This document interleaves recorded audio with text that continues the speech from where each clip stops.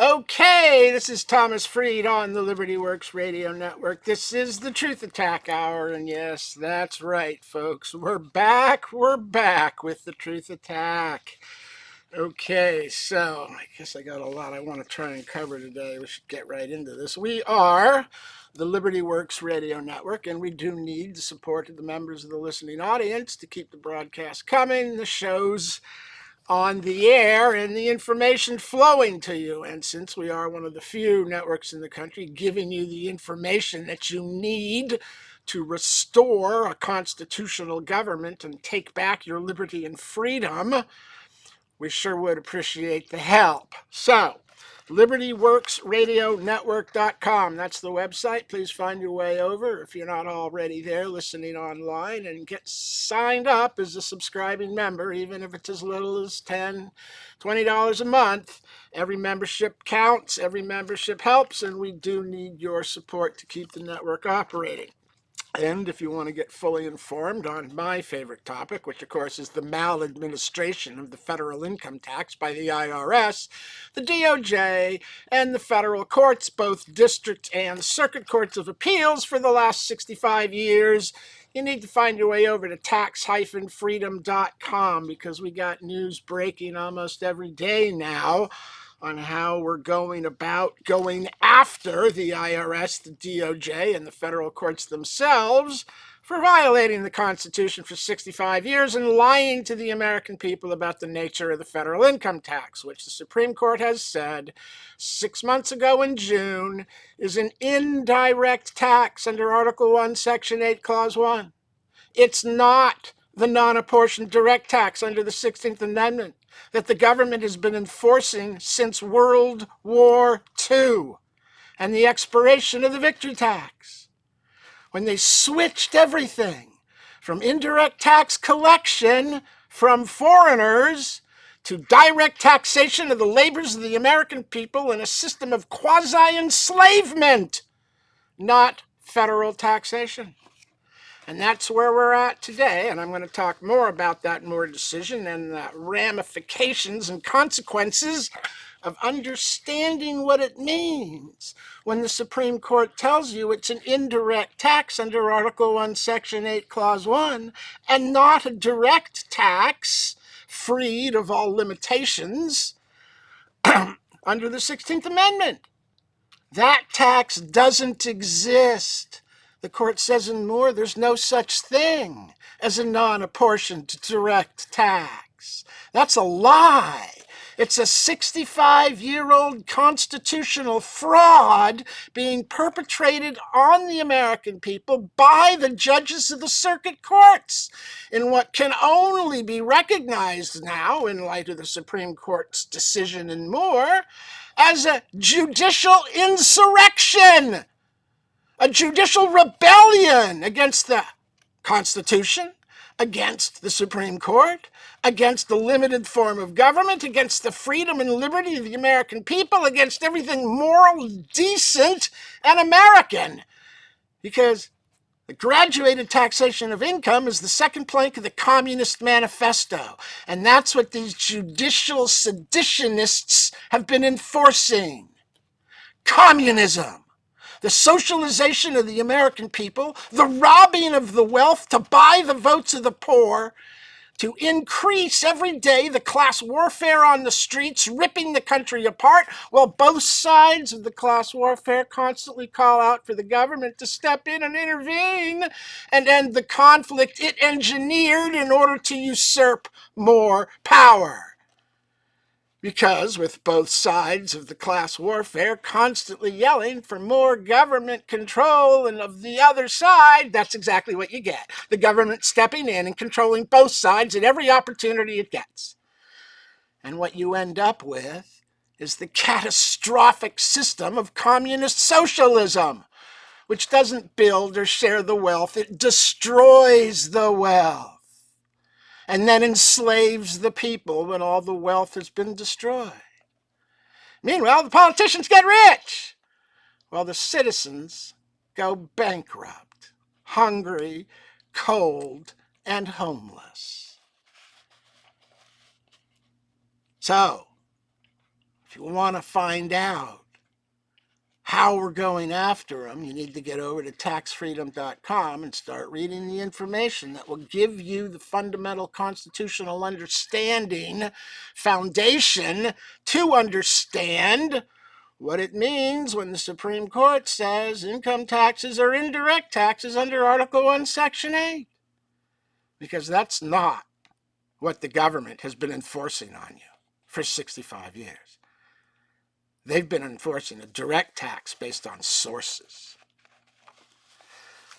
Okay, we're going to get into more of this in a bit, but I haven't done current events in a while because of the change of administration. There just hasn't been that much to really talk about. Biden is brain dead. He's gone completely over the edge. Everything he's doing here in the last few weeks will be completely undone immediately by Trump. He banned all drilling in offshore waters. Oh, yeah, right. Well, that'll last for 30 days, and it's out on January 20th. He's given pardons to virtually anybody that could have possibly have been accused of doing something, including now, you got to pardon Liz Cheney for what she did on January 6th committee and hiding evidence and destroying records, because the Democrats all think the Republicans are coming for Liz Cheney as a Republican on that January 6th sham committee that was set up to frame Donald Trump and lie about the events in the mall that day.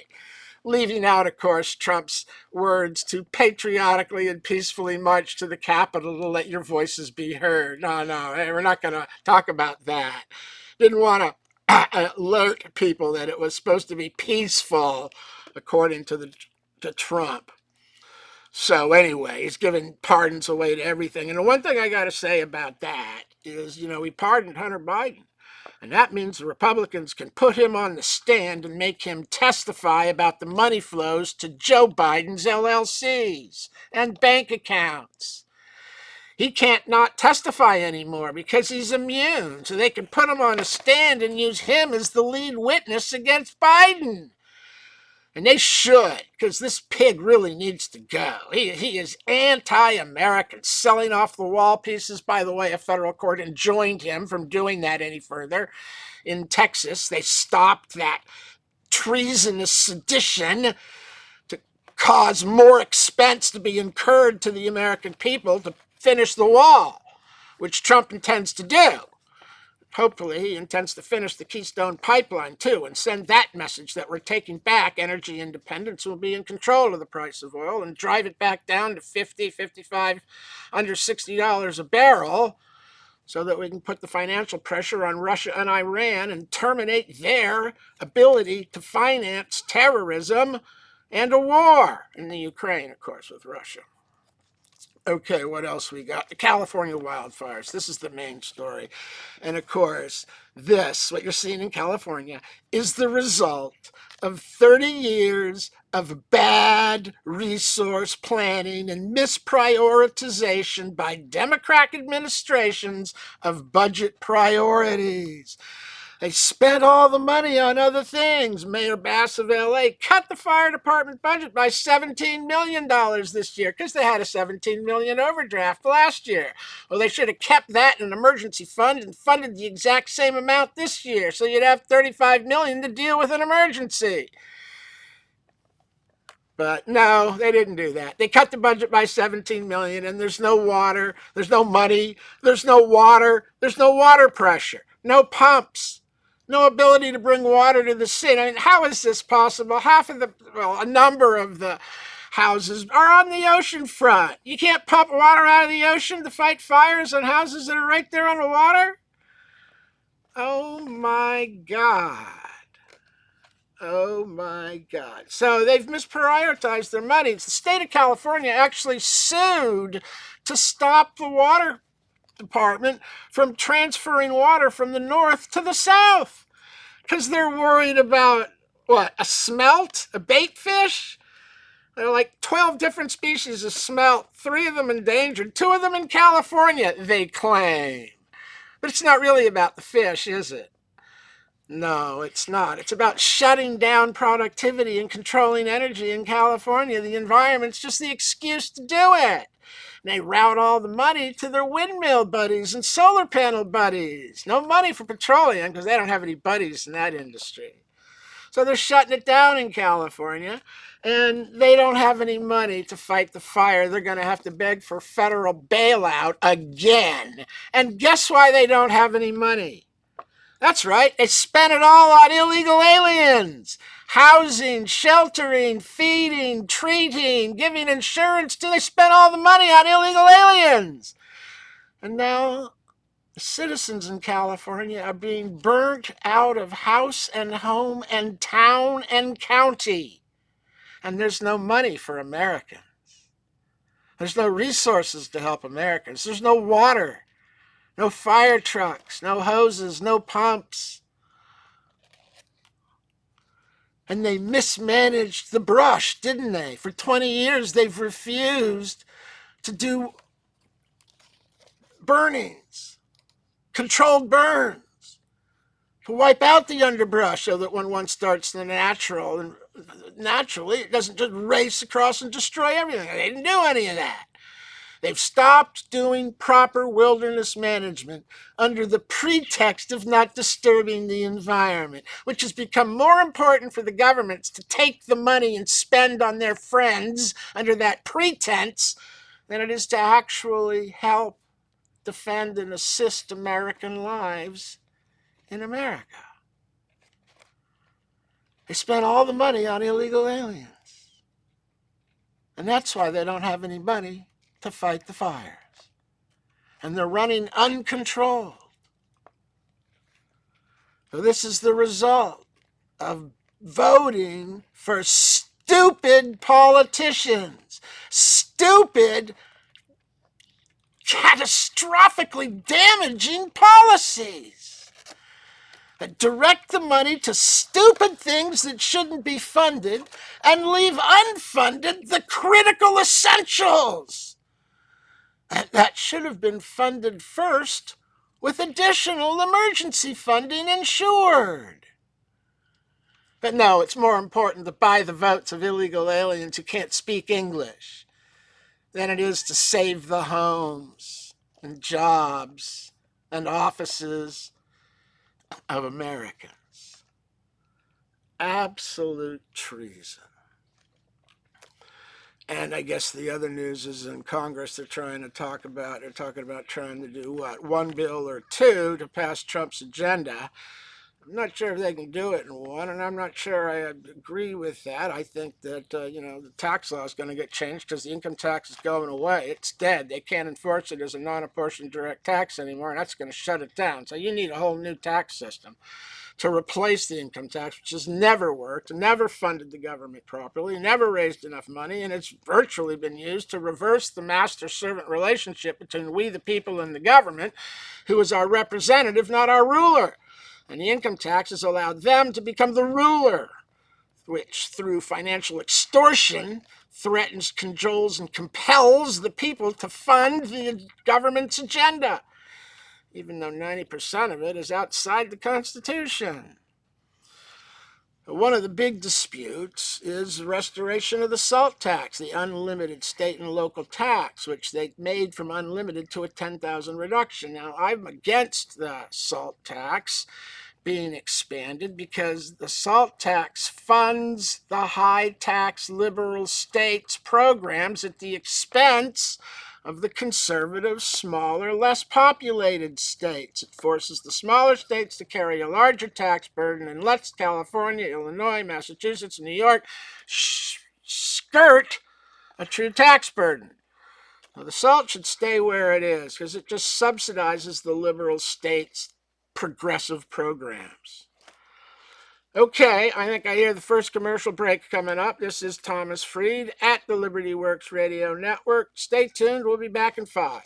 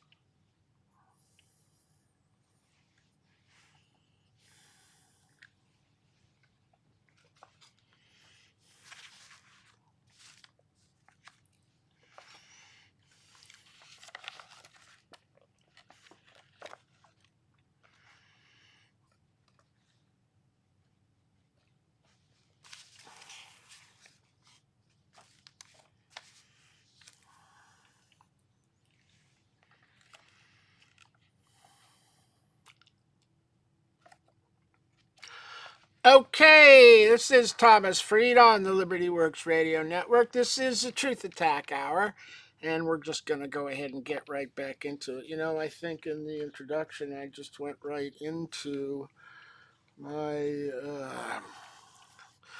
talking about more and forgot to point out that if you want to get informed on what's happening with the maladministration of the income tax, you should find your way over to tax-freedom, taxfreedom.com, and start reading, or you could find your way over to irszoom.com and pick yourself up a copy of The Simple Truth About Income Tax version 2.0 for just $6. It's there on the website. So, let's talk about this decision. Like I said, if you don't understand or if it doesn't mean anything to you when I tell you that the Supreme Court just ruled in June that income taxes are indirect taxes under Article 1, Section 8, Clause 1, Well, it means that you don't know what the IRS has been doing to American citizens for 75 years, what the DOJ has been arguing in court for 65 years, and what the federal judges themselves have been holding for 45 years. And that is that the income tax is a direct tax without limitation authorized under the 16th Amendment. And it's not. The Supreme Court says it's an indirect tax. Now, what does that mean? What it means is that the tax must be constitutionally based in a taxing power under Article 1, Section 8, Clause 1. That means impost, the taxation of foreign imports and foreign persons and in foreign places; duties, the taxation of exported goods and products; and excise, the taxation of manufacture, consumption, and sale of commodities like alcohol, tobacco, and firearms within the country; on licenses to pursue certain occupations like selling alcohol, tobacco, or firearms; and on the corporate privilege. You see, there's no basis under Article 1, Section 8, Clause 1 for the taxation of wages, salaries, rent, dividends, interest, commissions, annuities.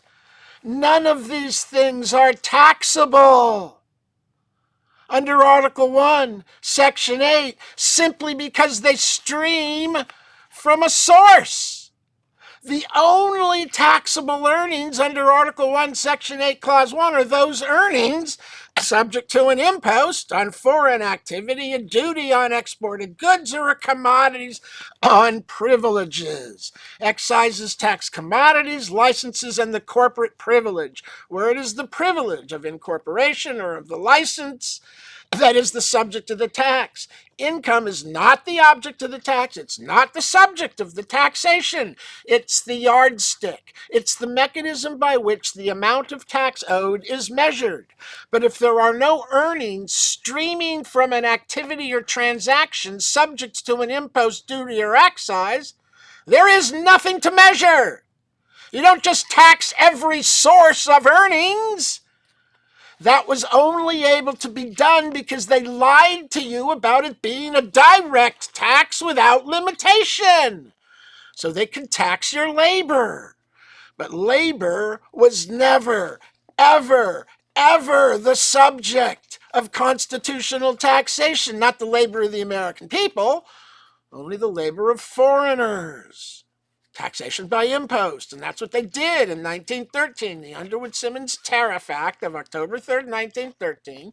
The original income tax legislation laid a tax that was collected from foreign persons, non-resident aliens, and foreign corporations. I've lectured extensively about how that's done in sections 1441, 1442, 1443 of Title 26, and where the collector is the party made liable under section 1461. It's indirect collection at the source, where the party made liable, the collector, never pays tax out of his own pocket. He only turns over to the Treasury what he has collected by withholding from other persons. In 1913, the other persons were all foreign. In 1945, they added citizens after they had successfully duped them with the victory tax. But they didn't add citizens specifically. They added them indirectly by making them employees that voluntarily request the withholding of a tax that is never imposed on their labor. And then in the 1950s, when people began to object, realizing they'd been duped, the courts adopted this narrative that it's a direct tax under the 16th Amendment and abandoned the limitations inherent in the powers of Article 1, Section 8.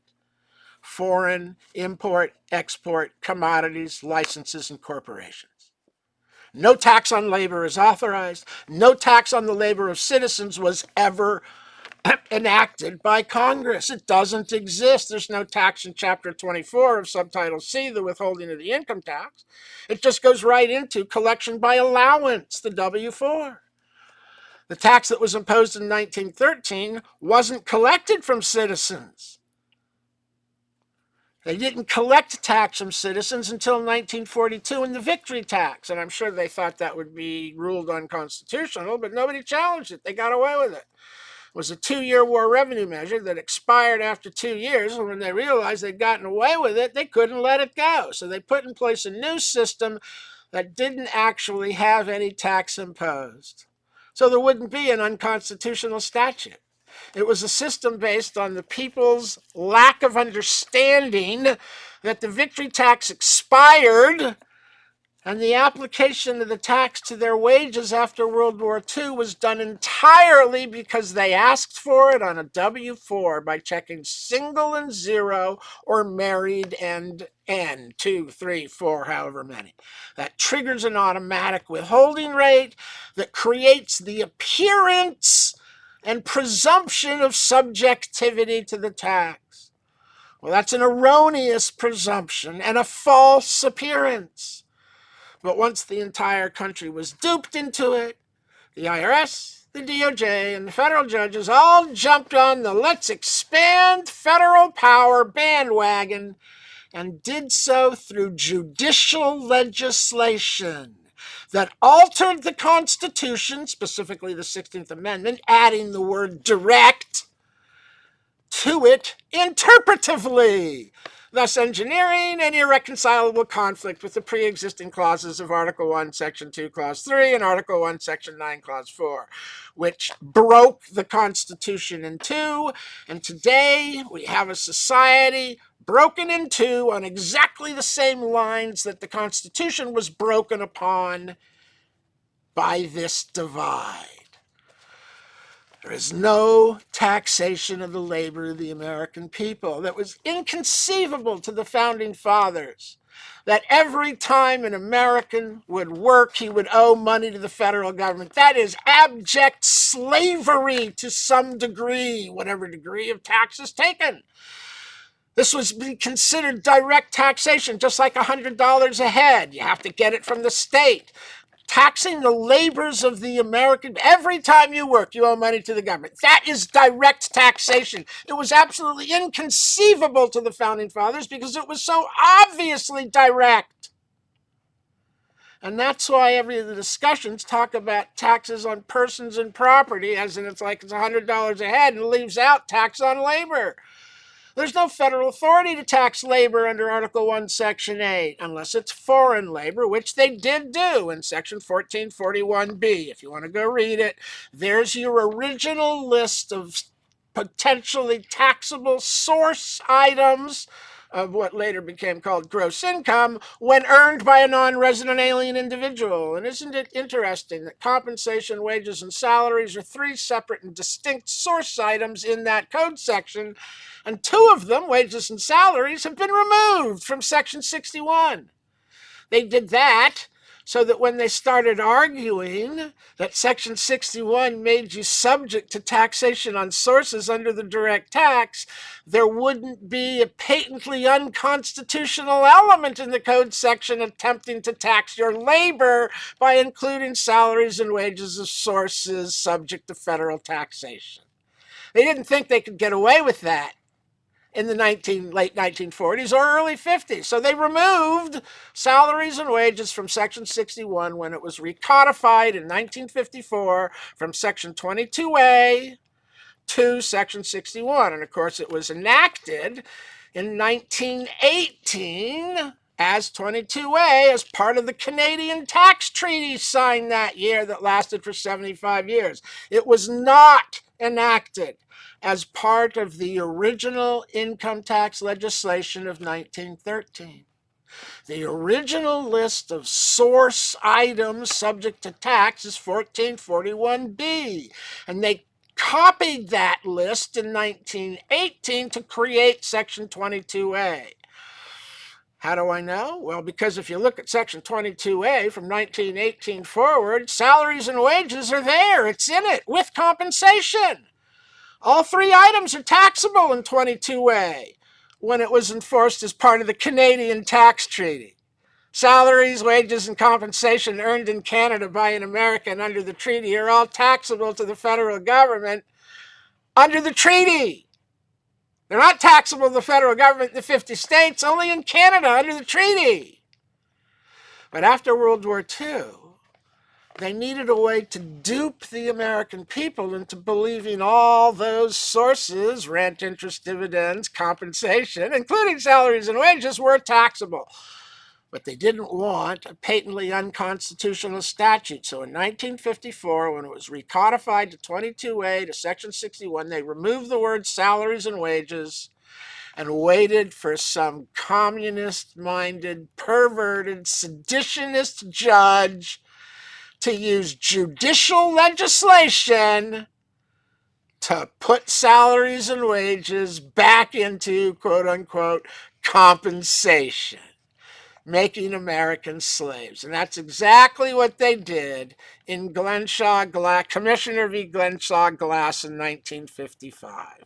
This is the critical case, like Roe v. Wade, like Chevron, that created a federal monster that needs to be executed. This is another of the unconstitutional court holdings where the court, a liberal court, just made it up. They just made it up.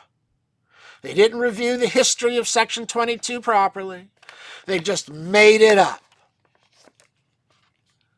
and began enforcing the tax on labor as a direct tax. So when the Supreme Court says it's an indirect tax under Article 1, not a direct tax under the 16th Amendment, it strips away their ability to claim foundationally under the Constitution that you owe tax on your labor or interest or rent or dividends or annuities or commissions. None of these things are taxed when earned in America in the 50 states unless they're earned by a non-resident alien, a foreign corporation, or a domestic corporation, or theoretically a license holder.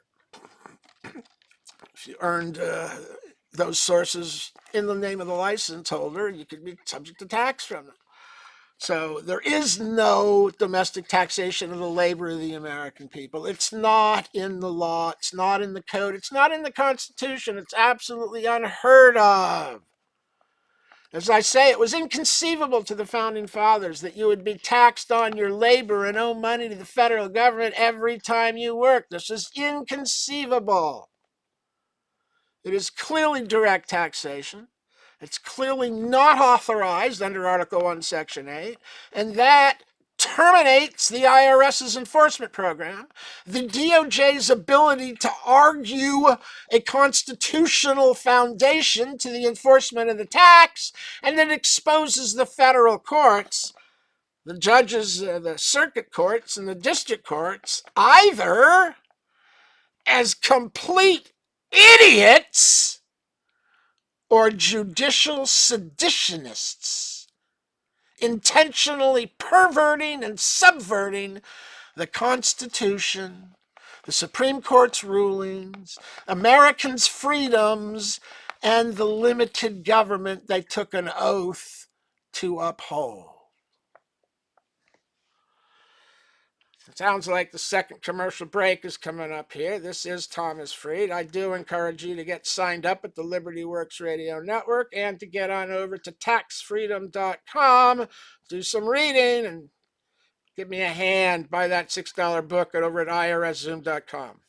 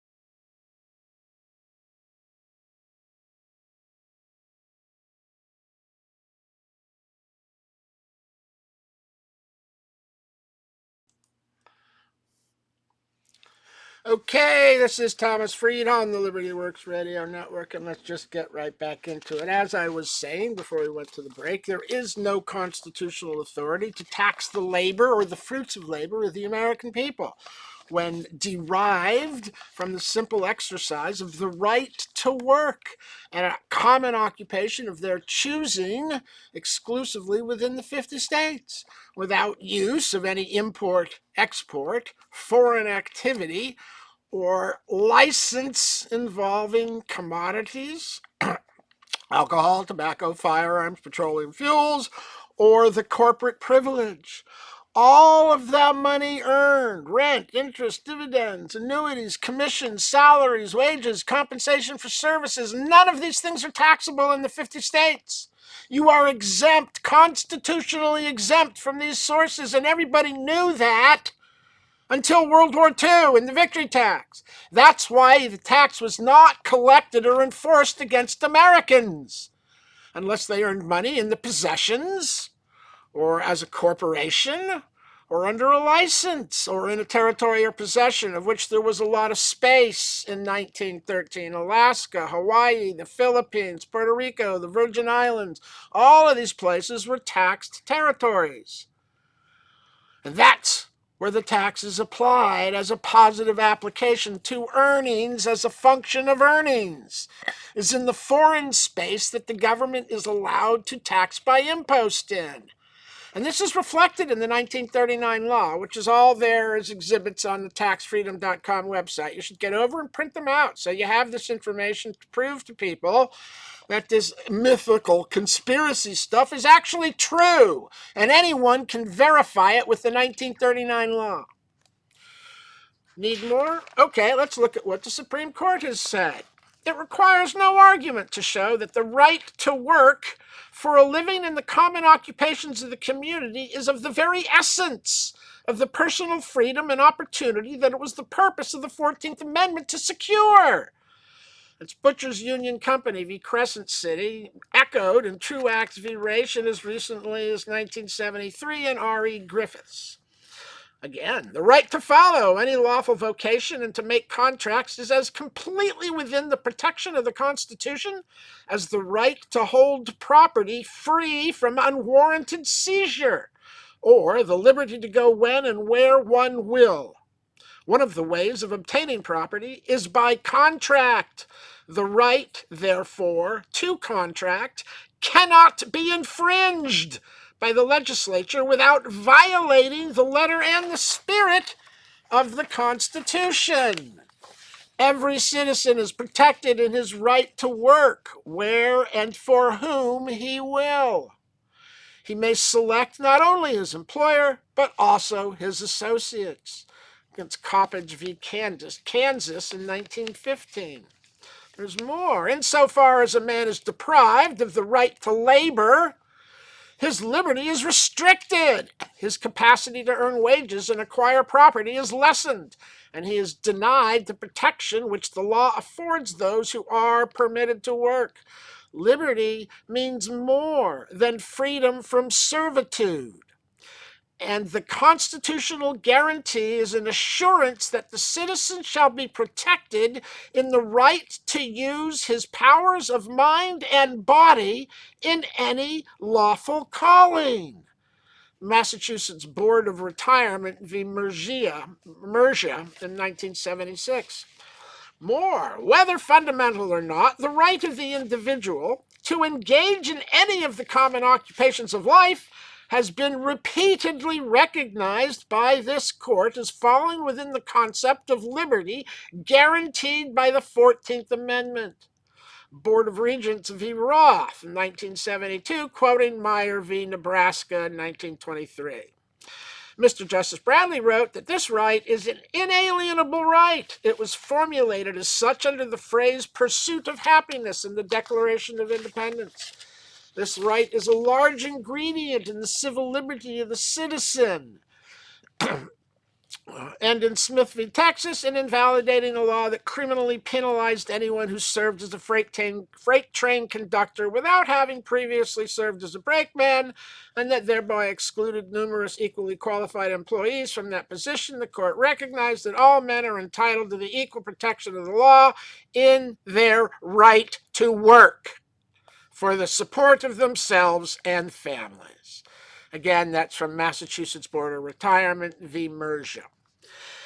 And in Meyer v. Nebraska in 1923, the Supreme Court held that a state law requiring teachers to only teach in English and not in German was an unconstitutional infringement on a fundamental right protected by the 14th Amendment. The Supreme Court writes, while this court has not attempted to define with exactness the liberty thus guaranteed, the term has received much consideration, and some of the included things have been definitely stated. Without doubt, it does not merely imply freedom from bodily restraint, but also the right of the individual to contract, to engage in any of the common occupations of life, to acquire useful knowledge, to marry, establish a home, and bring up children, to worship God according to the dictates of his own conscience, and generally to enjoy those privileges long recognized at common law as essential to the orderly pursuit of happiness by free men. It's the slaughterhouse cases, butchers' union, and finally, of course, you have Title 15, Section 17, which Congress was compelled by the labor unions to write in the 1930s because the labor unions saw this coming. When they implemented Social Security as a voluntary program, the labor unions became concerned that the federal government was going to try and tax the labors of the American people, and the only basis for doing so at the time, since it wasn't a direct tax under the 16th Amendment in the 30s, it was indirect, the labor unions were afraid that the government would try to tax the labor of the union workers as a commodity that could be taxed by excise. Because if you can argue labor is a commodity, then you could subject it to excise taxation, which taxes the manufacture, consumption, and sale of commodities within the country, licenses to pursue certain occupations, and the corporate privilege. So if labor is a commodity, it could be subject to taxation by excise indirectly under Article 1, Section 8, Clause 1. The labor unions were afraid that this is what was going to be done. And they were right, because that's what they did. But somewhere along the line, the labor unions lost their balls and no longer stand up to defend their union workers. Because what they had Congress write in the 1930s, when they saw this coming, was Title 15, Section 17, which specifically says the labor of a human being is not a commodity or article of commerce. And by this declaration, it cannot be made subject to excise taxation as a commodity, because the law says it's not a commodity or an article of commerce, which are the things that excise taxes apply to besides the corporate person and the licensed person. So if labor is not a commodity, it cannot be taxed by excise, and now there is no constitutional path to the taxation of the labor of the American people under Article 1, Section 8. And now that the Supreme Court has said in Moore there's no such path under the 16th Amendment either, somebody tell me how labor is taxed. You want to explain it to me? How is labor taxed directly through an ordered withholding of money from pay before tax is due, which then collected tax is never deposited in the Treasury as required by law under Section 7809? If y'all haven't figured out yet, this isn't a tax system, it's a peonage, debt service, enslavement system. It's got nothing to do with taxation. Has everything to do with routing the money around the Treasury to the Federal Reserve Bank to service the $36 trillion in debt so the bankers will continue lending to a bankrupt Congress, because the labor of the American people is being used collectively to collateralize the $36 trillion, and as long as the federal bank sees a nation of slaves servicing their debt, they're going to continue taking advantage of that system. and your government and its weakness and desire for money to get reelected, to keep power. Because politicians don't care about the people. They only care about power. That's why they're politicians. Only that sort of person is drawn to that nightmare that working for the government is. So, you got a fraudulent tax system and a fraudulent enforcement system. You've been betrayed by the federal courts that are using judicial legislation to impose, as I said, the second plank of the Communist Manifesto, a heavy progressive or graduated income tax. That's where you find graduated taxation and class warfare. The Constitution requires uniformity in its taxation of the people. It's only the Communist Manifesto that works to divide the people and rule them by having different laws for the rich and the poor. Different rates of tax, specifically, where the rich get taxed at 90% and the poor don't pay any tax at all. And all the government has to do in order to stay in power forever is keep 51% of the people poor and the government in power, stealing the money from the wealthy and the productive and distributing it amongst the sloth, the ignorant, the poor, and the incapable and the infirmed. And as long as they got 51% of the population poor and stupid, they can stay in power because they'll get reelected by 1%. Oh, isn't that wonderful? So we need a new tax system, and if you haven't heard it, I've got a 4-point plan for correcting everything in the federal government. It starts with restoring the freedom and liberty of the American people by repealing the income tax and terminating the IRS. You immediately reconstitute the IRS as the CRS, the Corporate Revenue Service. No confusion there about who's taxed. And then every corporation in the country sends in 5% of every dime it makes every month. No deductions, no exemptions. Every penny you make, 5% of your revenue, send it into the Treasury. Every single company in the country becomes a meaningful contributor to the Treasury on a monthly basis, and the government has to live without that budget. Now, next step is to reduce operational spending by cutting across the board the entire federal budget by 5%. In addition, you do this every year until the budget is balanced. And in addition, you abolish the Departments of Agriculture, Energy, Education, Commerce, Labor, Health and Human Services, HUD, Transportation, EPA, OSHA. You take the collective budgets for all of those abolished administrations, which become like a small office in the Department of the Interior, to coordinate interaction with the states. You eliminate the entire department, take their whole budget, and slash it by another 5%, so that's 10%, and then you distribute those budget dollars to the states to manage their own agriculture, energy, education, labor, health, housing, transportation, environment, and occupational safety in the state according to the state's legislature's perceived needs of its people in the state. No more central planning, no more Washington, D.C. getting rich. Let's distribute the money and have it spent out of 50 capital cities instead of one central government planning facility. These agencies aren't in the Constitution. They need to be eliminated. If you're going to have money spent on these areas, that needs to be spent by the states. The next thing you have to do is reduce federal entitlement spending by means testing Social Security and Medicare recipients. No money should be paid to the wealthy. Means test them. Anybody with a net worth of over $500,000 shouldn't get Medicare or Social Security until their net worth falls below that. And then there would be enough money for the poor to actually get a large enough check to survive on, instead of the resource pool being completely drawn down by the middle class that don't need it and are using it to litter their lawn with lawn ducks. No welfare for the rich. It's being used as an entitlement to buy votes, not as the safety net for widows and orphans that we were sold it as in the 1930s.